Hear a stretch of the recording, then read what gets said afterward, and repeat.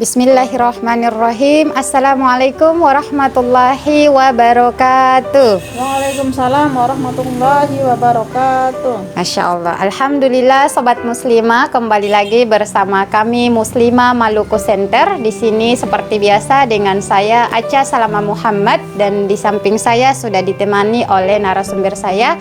Beliau biasa disapa Ummu Wardah. Bagaimana kabarnya hari ini, Om? Alhamdulillah. Luar biasa, Allahu Akbar. Semoga senantiasa Sobat Muslimah pun mempunyai kabar yang baik, Alhamdulillah. Oke Sobat Muslimah, seperti biasa ketika kami hadir di sini, kami akan menjelaskan atau membahas tentang fakta-fakta yang viral hari ini. Nah, sekarang kami akan mengupas tentang fakta-fakta, yaitu kasus-kasus yakni perselingkuhan, ya. Di sini dengan tema yang nanti kami angkat, yaitu merawat hubungan pasangan, kayak gitu ya. Masya Allah.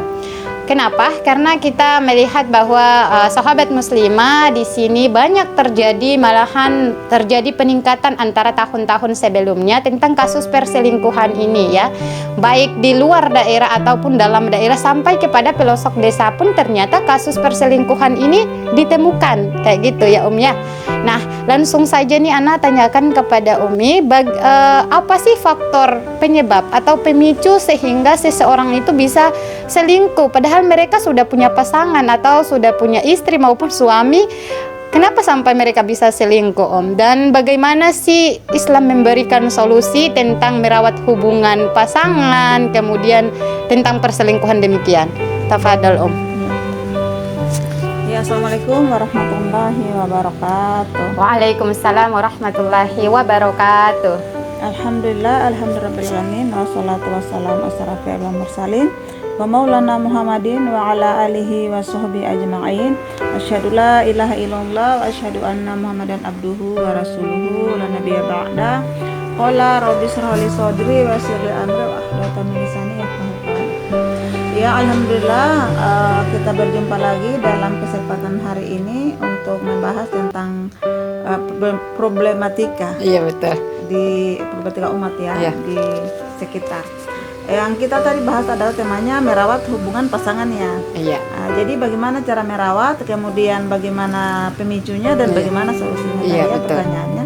Jadi pertama pemicu pertama adalah perselingkuhan. Lalu kemudian di situ kenapa ada terjadi perselingkuhan, berarti ada pergaulan laki-laki dan perempuan yang bebas, yang tidak dijaga, tidak terawat. Misalkan hubungan laki-laki antara perempuan yang tidak terjaga adalah bertemunya laki-laki dan perempuan di tempat-tempat yang tidak semestinya, misalkan tempat tertutup, tempat ya di luar, pokoknya ada sajalah. Di situ memicu bahwa kita dan pasangan yang bukan sah, bukan pasangan halal itu terjadi karena ada rangsangan karena sering bertemu, ada rasa suka, rasa ini. Lalu kemudian adanya individu-individu yang tidak terikat dengan hukum Allah atau hukum syariat. Itu kenapa sampai terjadi pemicu dari sebuah perselingkuhan atau pemicu sebuah perceraian. Lalu kemudian juga ada namanya sistem yang tidak mendukung. Sistem yang tidak mendukung adalah sistem yang dimana kita dapati sekarang adalah sistem sekuler kapitalis, di mana sistem itu membebaskan wanita untuk keluar rumah dan membebaskan laki-laki untuk bergaul dengan laki-laki bukan mahramnya dan perempuan yang bukan mahramnya. Makanya di sini adalah terjadilah sesuatu hubungan yang tidak terawat, hubungan yang tidak halal tadi. Kita lihat fakta di kota Ambon misalkan, di tribunambon.com di tahun 2022 terjadi perceraian di Pengadilan Negeri Ambon itu ada sebanyak 390 kasus. Dan kemudian totalnya adalah 583 kasus. Itu perceraian, ya, itu dari tahun 2022 sampai ke 2023. Luar biasa, ya, banyaknya. Itu kenapa? Karena memang tadi sistem yang tidak merawat hubungan tadi. Jadi perselingkuhan ini atau perceraian ini terjadi bukan lantaran dia tidak ada uang, dia banyak uang. Dia terjadi itu karena memang tadi pandangan atau pergaulan yang tidak terjaga. Apalagi didungun dengan namanya tabarruj. Tabarruj, betul. Ada namanya pakaian tidak syar'i. Ya itu kan makanya sering pertemunya antara laki-laki dan wanita di situ akan menimbulkan sesuatu rasa suka di situ. Entah itu pertama itu masih teman biasa, lama-lama ketemu mulai curhatan tentang suaminya, si suami curhat tentang istrinya. Ah, di sinilah akhirnya dia merasa bahwa yang ini nyambung. Kenapa dia rasa nyambung? Karena iblis sudah menggoda, iblis sudah menghiasi kedua ini, makanya sampai terjadi lebih dari itu. Terus bagaimana solusinya? Solusinya berada pada hukum Islam. Di dalam Islam pernikahan itu kenapa dia awet? Karena mereka menikah karena ibadah, karena mencari ridho Allah, karena ingin hidup semati, mendapatkan keluarga sakinah mawaddah warahmah. Jadi tips-tipsnya apa? Pertama, kalau dalam negara itu ada hubungannya antara pemimpin dengan masyarakat gitu. Jadi masyarakat ini tidak dibiarkan hidup sendiri, mengatasi masalahnya sendiri, melainkan diatur oleh Allah dan kemudian direalisasikan oleh namanya pemimpin yang di dalam Islam dikatakan adalah khalifah atau imamah gitu. Jadi bagaimana cara Islam menjaga hal ini? Misalkan tuh perempuan harus keluar, harus dia tundukkan pandangan. Laki-laki dan wanita tuh harus tundukkan pandangan ketika keluar rumah. Di dalam Islam tidak boleh laki-laki dan perempuan itu bertemu di suatu tempat yang tidak ada mahramnya. Tidak boleh berdua-duaan, berhalwat. Di Islam tidak boleh ada namanya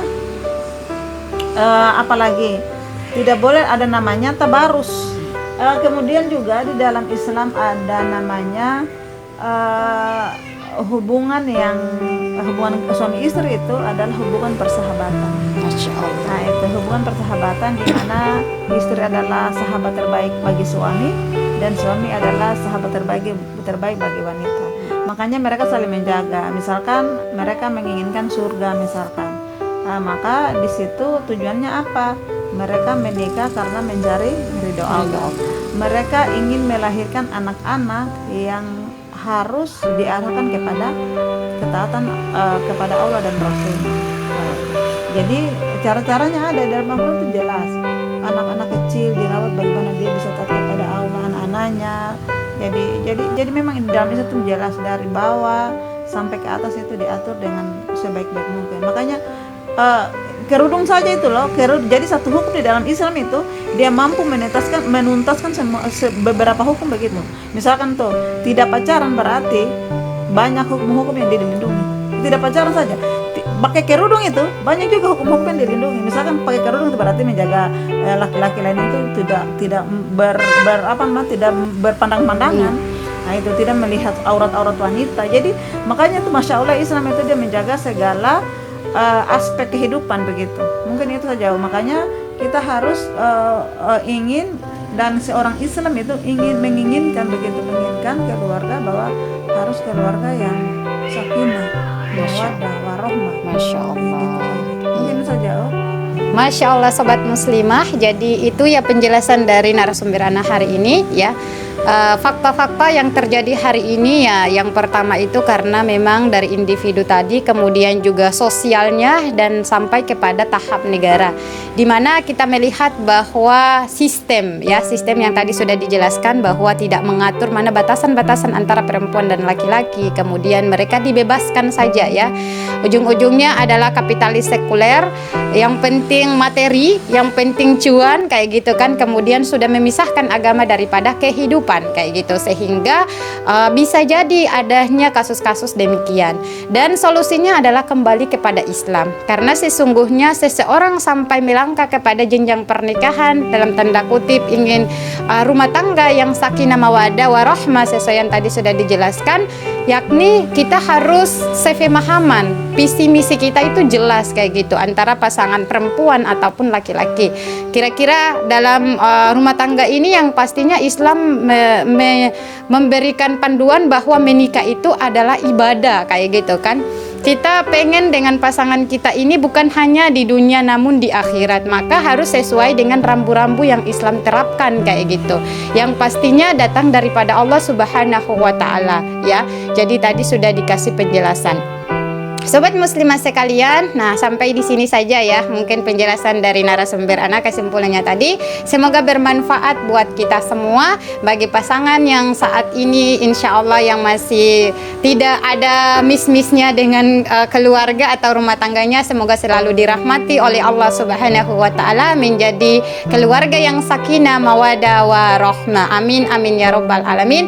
Bagi teman-teman muslimah yang masih jomblo lillah ya, ingat bahwa cari pasangan itu harus sefrekuensi, seiman, setujuan, sevisi dan semisi. Semoga dirahmati oleh Allah Subhanahu wa Ta'ala.